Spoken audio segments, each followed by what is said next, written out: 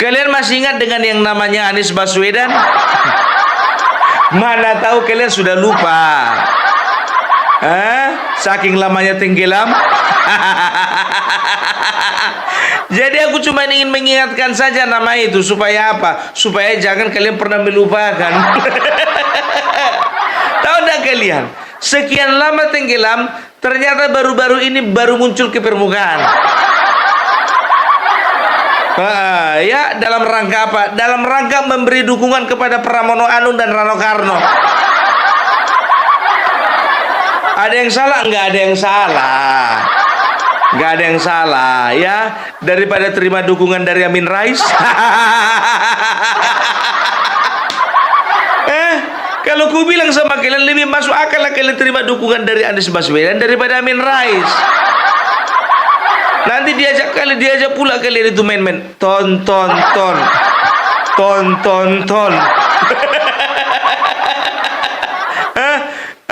Itu dia. Dan juga jangan lupa ya, kampanye nanti kalian.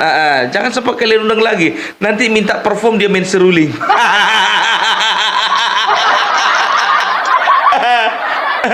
Tapi jujur aja lah, kalian terima dukungan dari Anies Baswedan. Nggak takut kalian terima dukungan dari orang kalah?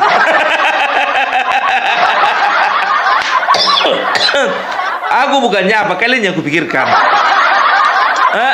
Takut nanti ketularan kalahnya itu sama kalian. Aduh. Padahal bukan apa ya, jujur aja aku bilang ya, pasangan ini kupujinya. Karena apa? Ya, karena mereka berdua ya itu sudah mampu menyalip Ridwan Kamil dan juga Suswono. Ya, kita akui kalau Jakarta ya pemilihannya itu agak luar biasa lah. Luar biasa, dinamikanya tidak terlalu kelihatan. Karena apa? Ini bisa dikatakan ini friendly match, ya kan?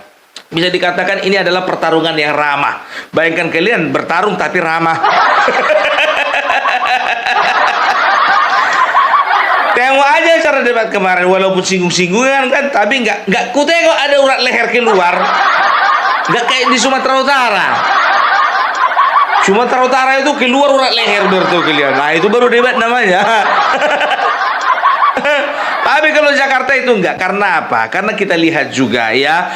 Ini kita objektif ya. Aku tidak mendukung salah satu paslon di sini, tidak ya. Objektif. Siapapun yang menang, Rano Karno dan juga Ridwan Kamil. Ridwan Kamil dan juga Pramono Anung. Ya itu sama-sama orang yang baik. Sama-sama orang yang berprestasi. Sama-sama orang yang bisa dipercaya rakyat. Kan begitu.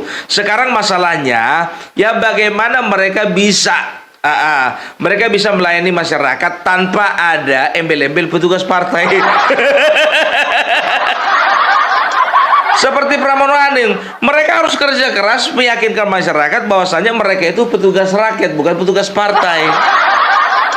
Ridwan Kamil begitu juga, ya. Ridwan Kamil harus bekerja keras di sini, meyakinkan rakyat Jakarta bahwasanya beliau itu memang punya pengalaman, gitu loh, ya. Jadi bisa dikatakan ya, siapapun yang menang kita menang banyak lah.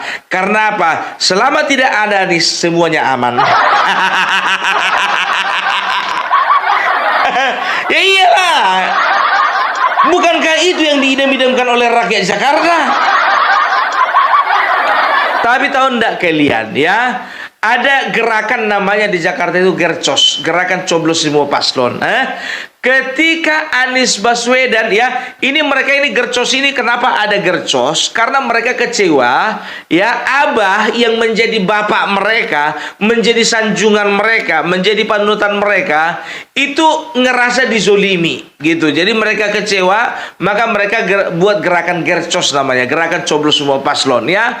Itu sebagai aksi protes mereka bahwasanya Anies Baswedan tidak ikut serta, atau lebih tepatnya menurut mereka tidak diikut sertakan di dalam pemilihan Jakarta ya. Dan tahu enggak kalian ya, kemarin Anies Baswedan memberikan dukungan kepada Pramono Anung.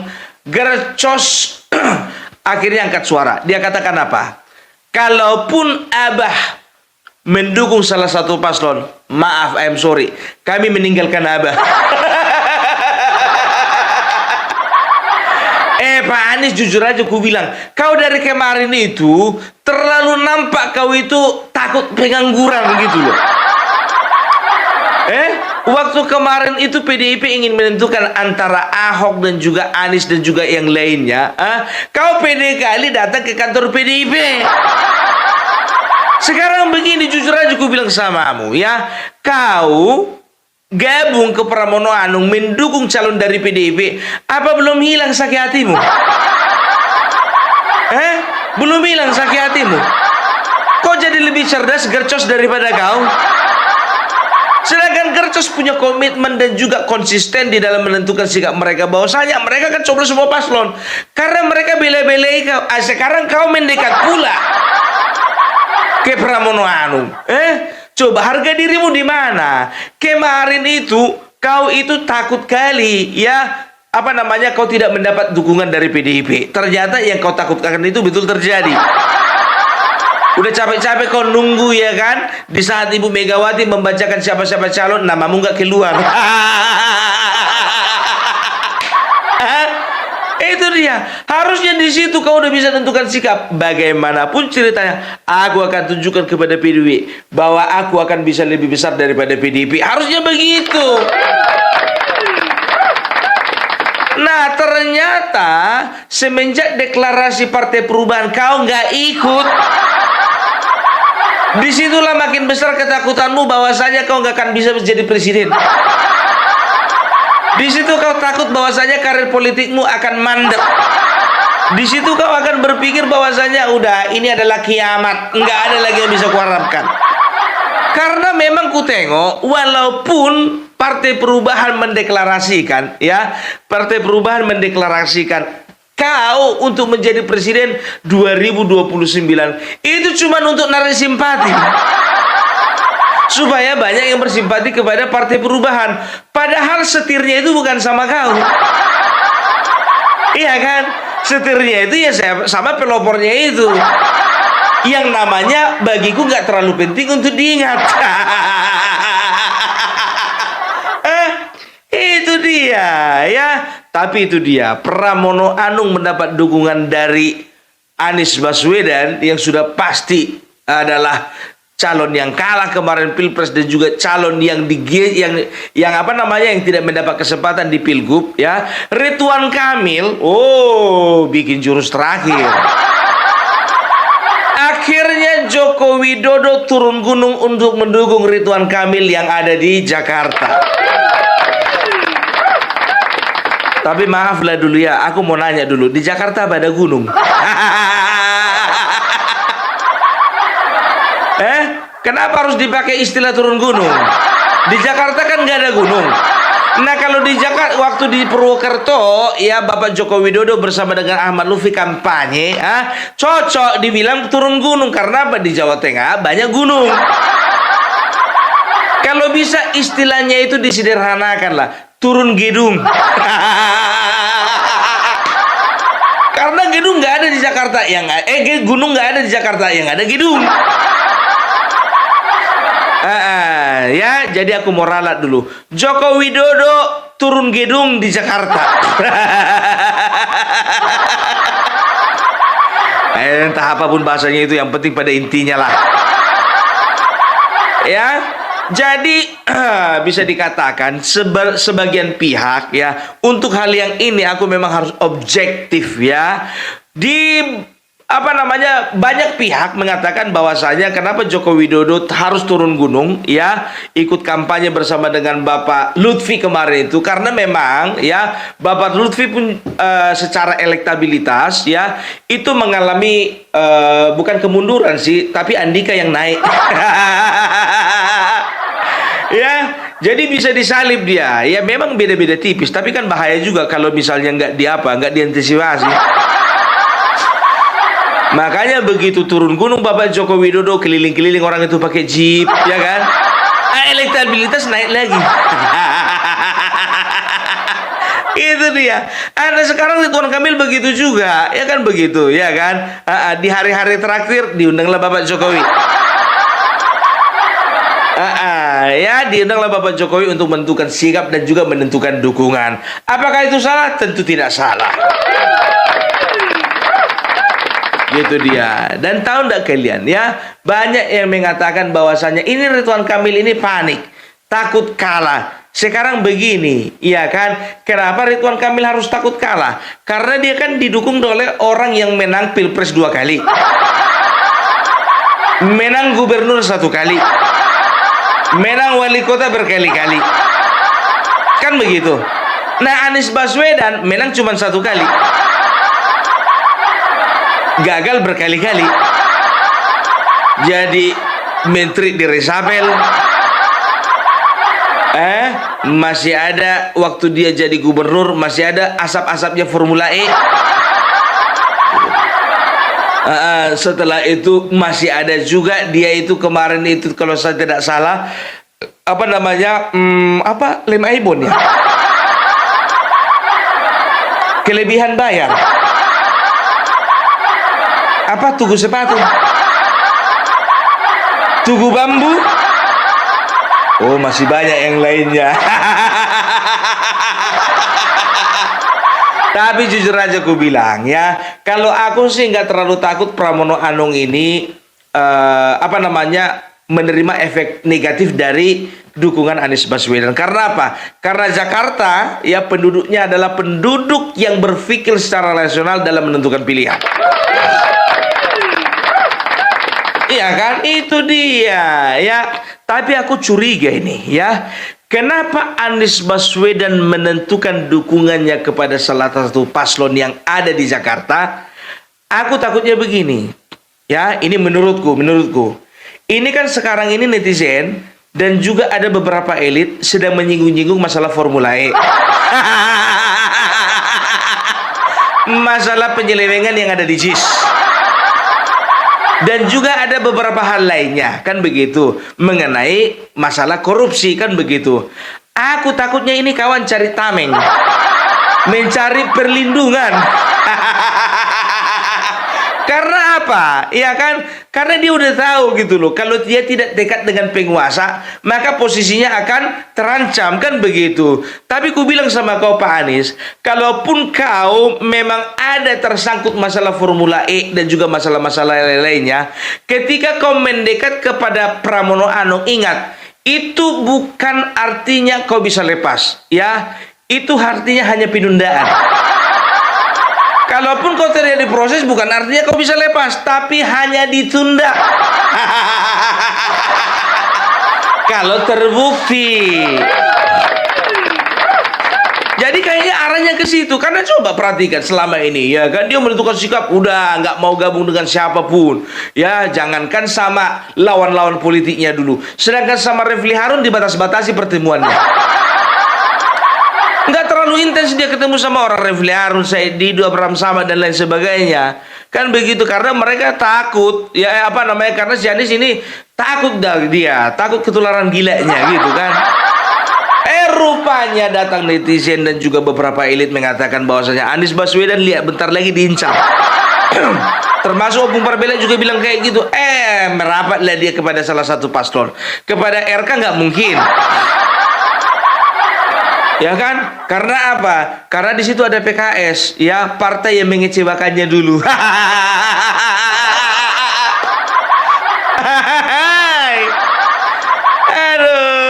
Aduh. Inilah dinamika politik yang ada di Jakarta ini. Bisa dikatakan ya nggak terlalu apalah, ya nggak terlalu riuh lah, ya nggak terlalu kalau di apa kalian bertahu kalian kalau di Sumatera Utara, main lempar-lemparan. Sesama pendukung sini sama sana main lempar-lemparan. Dilempar yang sana ke sini, dilempar sini ke sana. Untung aja di sekitarnya itu nggak ada batu, ya nggak ada botol air mineral. Jadi nggak terlalu ada yang kepala berdarah-darah. Alias di Jakarta, ya kan aman-aman aja. Karena apa? Di Jakarta itu sekarang itu sudah banyak terbagi-bagi. Pendukung RK, pendukungnya Pramono, pendukungnya Darmakun, yang nggak seberapa itu.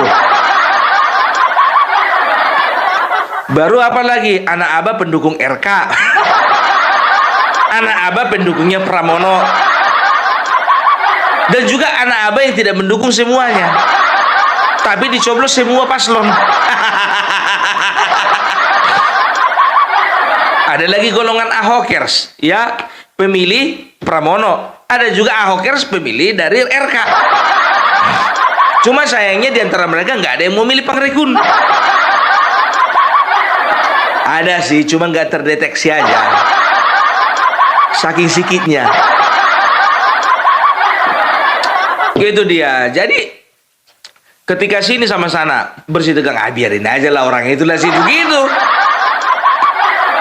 Datanglah Gercos itu tadi, gerakan coblos semua paslon. Oh, keluar-keluar orang itu. Datang yang di sebelah sini, biarin aja lah situ keluar-keluar. Toh juga nggak terlalu signifikan suaranya. Dan begitu. Tapi kalau di Sumatera Utara, oh jangan harap ya. Pro Bobi dan Pro Edi itu memang betul-betul panas.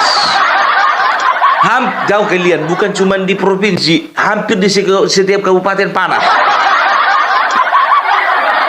Iya, jujur aja ku bilang, kalau misalnya di kabupaten, kalau di apa namanya di provinsi Sumatera Utara kita udah tahu lah ya kan. Atau udah kalian kabupatennya, tengok ya, aku perhatikan, aku bilang sama kalian ya, ini yang agak-agak panas ini Tapanuli Utara. Simalungun. Yang paling parah Tapanuli Tengah. Tapanuli Tengah itu paling panas. Makanya aku bilang, iya kan, kalau misalnya di pusat itu jujurnya kalau Tapanuli Tengah ini, kalau di pusat ya itu kalau bisa dikatakan panasnya itu ibaratkan kompor hok. Kalau di Tapanuli Tengah ini kompor inai. Kompor gas.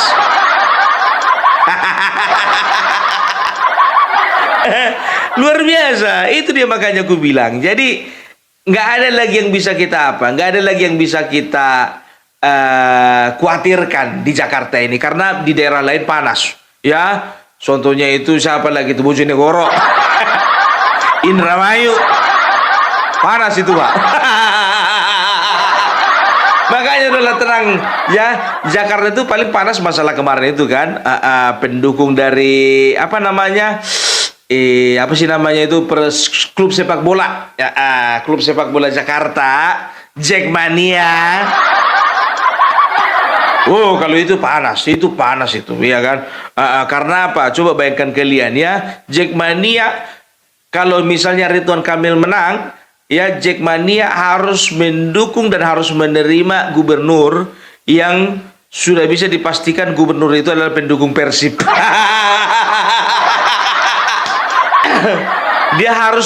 Dia harus mendukung dan mereka harus menerima gubernur yang asalnya dari Boboto.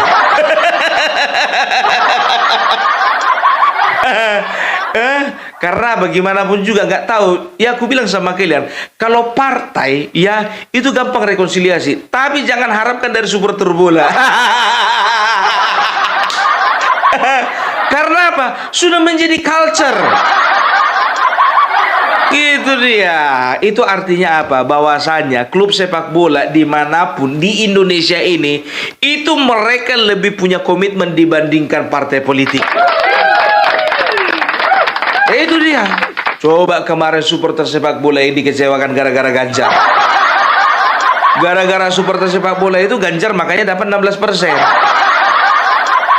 Karena jelas-jelas Ganjar tidak mendukung Piala Dunia akan diadakan di Indonesia. Itu dia kan. Itu makanya aku bilang, kalau enggak, wow, luar biasa kian kemarin Indonesia menjadi tuan rumah ya kan. Jadi itulah dulu dari Opung Parbelak ya. Kalau misalnya dikatakan Bapak Joko Widodo turun gunung untuk Ridwan Kamil, ya bisa dikatakan ya mudah-mudahan. Kalau aku bilang sih mudah-mudahan ya, karena aku tengok persaingan makin ketat. Mudah-mudahan ini bisa memberikan efek ya, bisa memberikan efek positif bagi pasangan Ridwan Kamil dan Suswono ya. Jadi ya, tapi kan di dalam beberapa kali kesempatan memang Bapak Jokowi mendukung beberapa calon kepala daerah ya, bukan karena politik, karena dia nggak ada kepentingan. Ya, jangan kalian bilang ngapain cawe-cawe, enggak, dia bukan presiden. Kan begitu. Ya, dia itu mendukung dari lubuk hati yang paling dalam, ya. Dan bukan itu aja sih, ya. Rakyat juga bisa menilai bahwa saya sampai sekarang cinta rakyat kepada Bapak Jokowi belum bisa luntur. Tepuk tangan untuk Bapak Joko Widodo.